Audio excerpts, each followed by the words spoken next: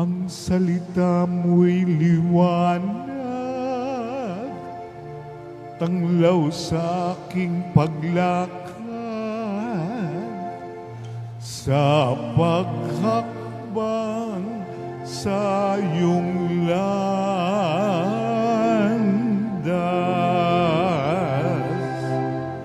Alleluia, alleluia.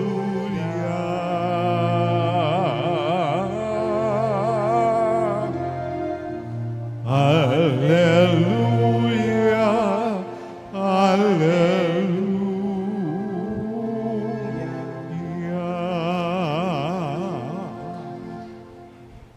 Sumainyo ang Panginoon. At sumainyo rin. Ang mabuting balita ng Panginoon ayon kay San Mateo. Papuri sa iyo, Panginoon.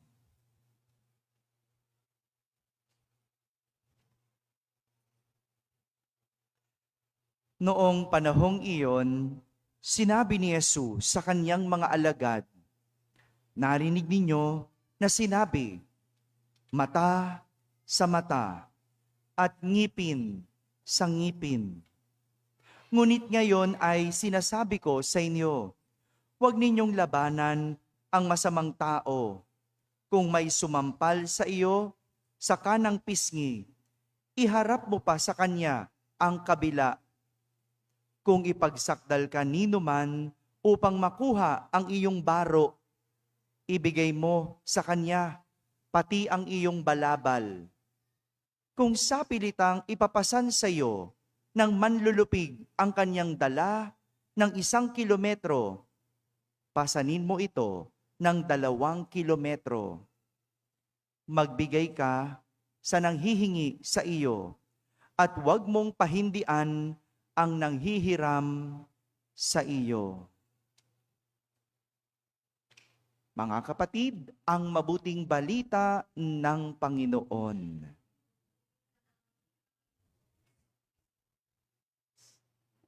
Magandang gabi po sa inyong lahat.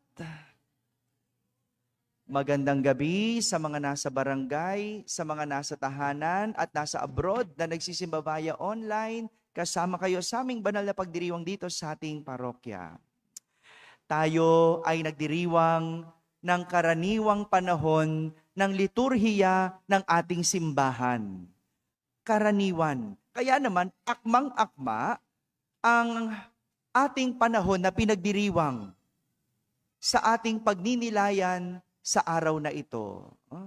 Tinuturuan tayo ng ating mga pagbasa ng pangkaraniwang aral na magagamit natin sa pangkaraniwang buhay. Check. Gaya na lang ng mapupulot nating aral o kwento mula kay Nabat.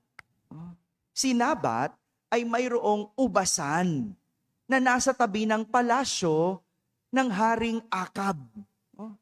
Nagustuhan ng hari ang ubasan sapagkat maganda ito. Siguro maraming ubas. Siguro maganda yung pananim. Kaya naman nagustuhan ng hari. At bukod doon, maganda yung lupa kasi katabi ito ng palasyo. Maganda yung lokasyon ng lupa. Gusto ng hari gawin itong bukid ng gulayan o ng gulay, no? Lupain ng gulay. Dahil maganda at nagustuhan ng hari, hiningi niya ito kay Nabat. Sabi ng hari, pwede niya itong palitan ng mas mainam na lupa. O pwede rin naman niya itong bilhin na lang kay Nabat. Kung kayo po ba, ibebenta nyo ba? Ibibigay nyo ba sa hari? Hello? Ba't di kayo makasagot? Kunyari lang, meron kayong lupa. Wala palang lupa, kaya walang masagot. No? Kunyari, meron kayong lupa, ibibenta nyo ba? Maganda yung sagot ni Nabat. No? Sabi niya, patawarin ako ng Panginoon, ngunit hindi ko po ibibigay sa inyo ang pamana sa akin ng aking mga ninuno. Ayun. Yun palang dahilan. Kaya ayaw niyang ibigay o ibenta sa hari kasi pamana ang lupa na iyon. Maganda bang dahilan ni Nabat? Maganda. Maganda. Kung uunawain lang ng hari, merong rason kaya siya humindi. Ang problema, kinasama ito ng loob ng hari. Anong ginawa ng hari? Umuwi ng malungkot sa kanyang palasyo na parang bata na hindi napagbigyan. Ayaw kumain, nagkulong sa kwarto. Napaka-immature, no? Ganyan ba kayo? Pag hindi nyo nakukuha ang inyong gusto, nagmumukmok. Hello? Ganyan ba kayo? Pag hindi sumasang-ayon sa inyong gusto, immature, ayaw kumain, nagagalit, nagkukulong. Hello? Ba't di kayo makasalita? Nang malaman ito ng reyna, ng asawa ng hari, ang pagmumukmok ng hari, gumawa ito ng paraan para mapasa hari ang ubasan. Grabe rin tong asawa na ito, no? Masyadong, di lang nakuha ng hari ang gusto, siya naman, bigay. Anong ginawa ng reyna? Sumulat sa mga matatanda at namumuno ng lungsod na nakakasakop sa lupa ni Nabat. At ipinag-utos na magkaroon ng pangkalahatang pag-aayuno. At sabi sa sulat, patayuin si Nabat sa harapan. At batuhin hanggang mamatay sa kadahilanang tinanggihan niya ang Diyos at ang hari. Grabe rin naman, ano? Ano matatawag natin doon sa ganong klase ng asawa? Yung ibinibigay lahat ng gusto. Kahit na hindi pwede, kahit na may rason, ano tawag natin? Ayun, konsentidor. 'Di ba? Hindi pwede eh. Ipipilit mo pa rin. At lahat, ginawa nitong reyna na to. Mapasahari lang ang lupa. Kaya sa huli, nairigalo ng reyna sa hari ang ubasan. Kapalit ang buhay ni Nabat. Nakuha ng hari ang kanyang gusto. Grabe, no? Grabe kung minsan ang tao maipilit ang gusto. Lahat gagawin, makuha lang ang gusto. Ganyan ba kayo? Hello? Ano ang iyong gusto? Hello? Kaya naman pala, wala naman pala kayong gusto, kaya wala kayong pinipilit, no? 'Di ba? Pero ganyan ang tao, no? Maipilit ang gusto. Gustong yumaman. Tama? Gusto nyo ba 'yon? Ayaw nyo. Ayan nakikinig ang Diyos. Gustong yumaman, ayaw nyo? Gusto. Tinatanong ko kayo kanina kung anong gusto. Di kayo makasagot. Gustong makatapos ng pag-aaral. Gusto? Parang ayaw mo. Gusto? Gusto, di ba? Tinatanong ko kanina, anong gusto ninyo? Gusto makapangasawa. Gusto? Siyempre, hindi ko gusto, di ba? Huwag mo niya akong tanongin sa ganun, di ba? Meron tayong mga gusto. Ang tanong, pinipilit mo ba ito? Yung yumaman, maganda naman yan. Pero, oras na ba para yumaman? Nasa panahon ba para yumaman? Yung magtapos ng pag-aaral, maganda yan. Yung makapangasawa, maganda yan. Pero tingnan mo muna, meron bang rason para makuha mo ito ngayon? Hello? Itong problema, kapag pinilit natin ang ating gusto at hindi pa panahon at meron namang tamang rason, merong nasisira. Merong nasisira. Sa sitwasyon ni Nabat, anong nasira? Dahil pinilit ng hari ang kanyang gusto? Buhay. Marami sa atin ganito. ang nangyayari. Hindi natin namamalayan, kakapilit natin sa ating mga gusto, merong nasisira. Nasira ang buhay kasi pinilit mag-asawa. Kahit hindi pa panahon. Minsan alam nyo, may rason ng panahon eh. Intayin mo lang. Kahit ang panahon, may dahilan. O, pinilit mo. O ano nangyari? Nabuntis ka. Wala pa sa tamang panahon. Kasi pinilit mo. Hindi pa tamang panahon.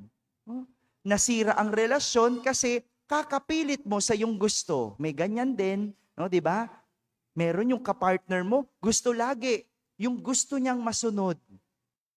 Sana pala hindi ka na nagkaroon ng jowa o ng karelasyon kung gusto mo ikaw lagi ang masunod. Meron naman nasira ang bukasyon kasi pinilit ang gusto kesa sa plano ng Diyos. Nasira ang pagkakaibigan kasi siya na lang ang laging nasunod. Ayaw makinig ng paliwanag. Ano ang nasira nang dahil pinilit mo ang iyong gusto? Ayun ang magandang tanong. Diba? Yung pagyaman, maganda yan. Pero hindi mo pwedeng ipilit ngayon. Kasi baka may masira. No? Meron ganyan, masyado nagmamadaling yumaman. Anong ginawa? Nagnakaw. Nandaya. Oh, magsusugal na lang kasi gusto easy money. Hindi pwedeng ganun. May dahilan ng panahon. Gusto makatapos ng pag-aaral. Ayaw naman mag-aral. Hindi pwedeng ganun. Kailangan papasok. Hindi mo pwedeng kunin ang diploma ng madalian. Wala naman sanang masama sa gusto. Kaya lang, kung merong sapat na rason at dahilan kung bakit hindi mo to makukuha, bakit di mo tanggapin at pakinggan. Alam nyo, minsan maganda yung hindi mo rin alam ang rason, bakit hindi mo nakukuha ang iyong gusto.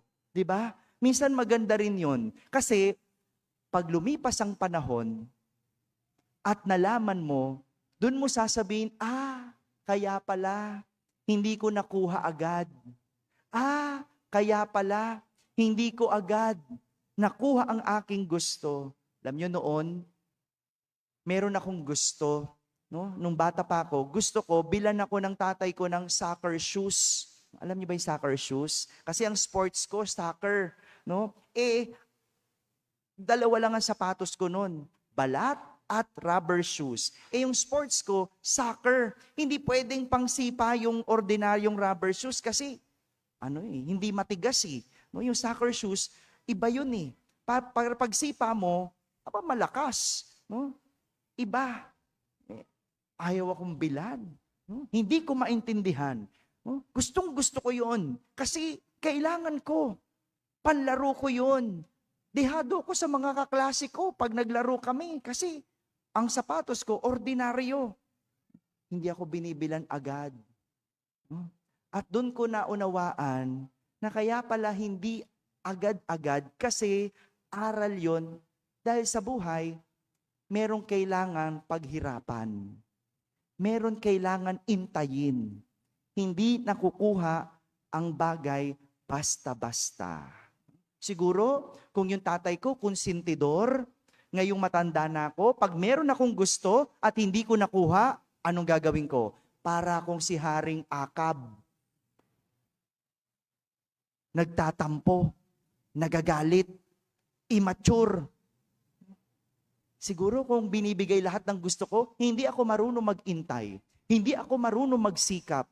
Kaya mga nanay, huwag bigay ng bigay sa anak ng gusto. Yung mga anak, di ba, ang gagawa, pag hindi nakuha ang gusto, iiyak. Magwawala. So yung nanay, sige na, ito na. O ito na yung gadget. Huwag ka na umiyak. No? Pero alam nyo, paglaki ng mga yan, tignan nyo. Dahil kinonsinti nyo, hindi marunong mag-intay. Hindi marunong magpahalaga. Ganyan ang tao. Kapag laban na laban sa gusto. Gaya ng sinabi ni Jesus sa Ebanghelyo, mata sa mata, ngipin sa ngipin. Di ba? Ganyan eh. No, yung gagawin mong lahat, kahit masama, Ilalaban mo kahit hindi maganda. Makuha lang ang iyong gusto. Pero maganda yung aral na tinuturo ni Jesus sa mga pagkakataong ganito. Yung laban na laban ka sa iyong gusto, gawin ito ng mabuti. Isipin ang kabutihan. Gawin ang makakabuti. Walang masama sa pagkakaroon ng gusto. Pero sa mga panahong ikaw ay gigil na gigil para makuha ang iyong gusto, pakaisiping mabuti. Ito ba ay makakabuti at magdudulot ng mabuti? Kung isa lang ang lalabas na sagot, maaring mali ang pinaglalaban mong gusto. Nakakabuti nga sa'yo, pero hindi naman mabuti sa iba. Nakakabuti sa iba, pero hindi naman nakakabuti sa'yo. Wala ring silbi. Dapat nakakabuti sa'yo at nakakabuti sa ibang tao. Mga kapatid, sa panahong gusto nating matupad ang ating mga gusto, dalawa ang pwedeng tignan para malaman kung ito ba ay naaayon. Makakabuti ba sa'yo at makakabuti ba sa ibang tao? Amen? Amen.